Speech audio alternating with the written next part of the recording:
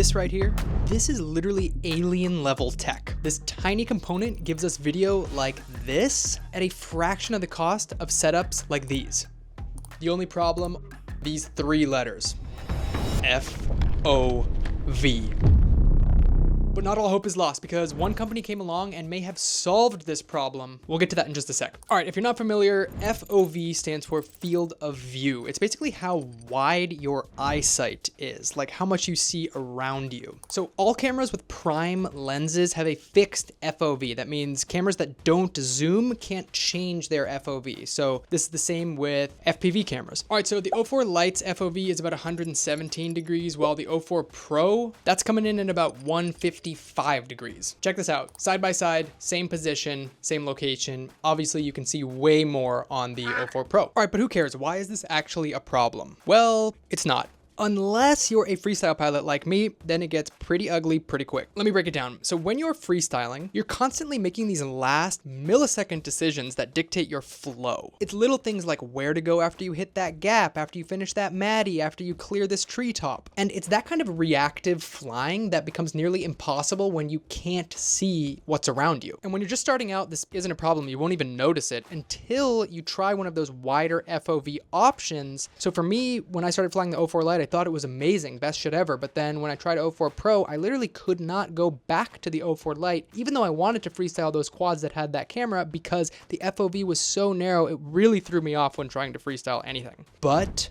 there is a fix, and it literally changed my FPV life. Enter Flywoo and the Flywoo wide-angle FOV adapter. All right, so Flywoo did something really smart here. They realized that everyone loved the O4 LITE, but all complained about the FOV. A lot of pilots even tried modding the lenses on their O4 LITEs themselves, which works, but the O4 LITE isn't really built for that. You have to disassemble these tiny optics, and for the average pilot, this is probably not a good idea. I'm definitely not doing that shit. This is where the Flywoo slide fit adapter comes in. We're rocking one right here on my microphone holder. So no surgery, no risks. It literally slides on and instantly widens your FOV. So let me break down why this is perfect for someone like me and why you might be missing out if you were not using this, because maybe it's for you too. Reason number 1, freestyle freedom. So we just went over this, but the wider the FOV, the more you can feel your space. You can plan lines sort of subconsciously. This thing fixes that. Reason number 2, saves money. Okay, hear me out. The O4 Pro is amazing, but the LITE probably good enough for 90% of people so far as the FOV is fixed. It's half the price, half the weight, but in my opinion, the exact same amount of fun.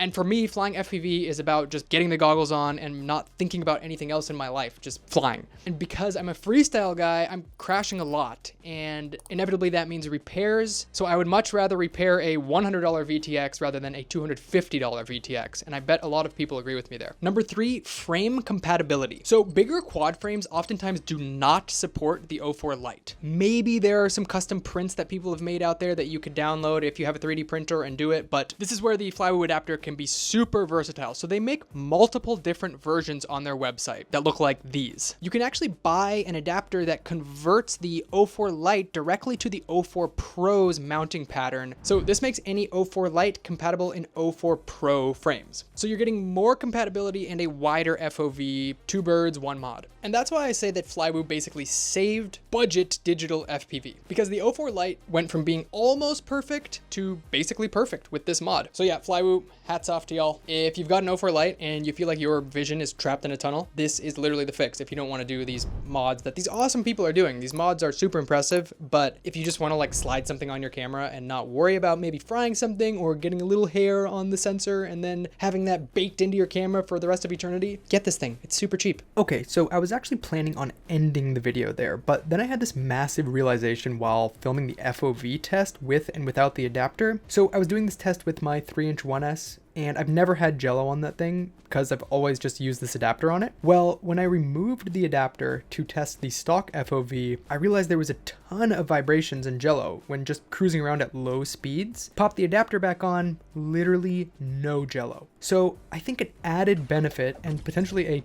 main reason to buy this thing is actually jello reduction. For me, like the Meteor 75 Pro was amazing, but hot take, the jello kind of made it unusable for me. And this would fix that and potentially fix a lot of other quads that have these vibration issues in the footage. So just wanted to throw this point in the video. Let's get to the outro.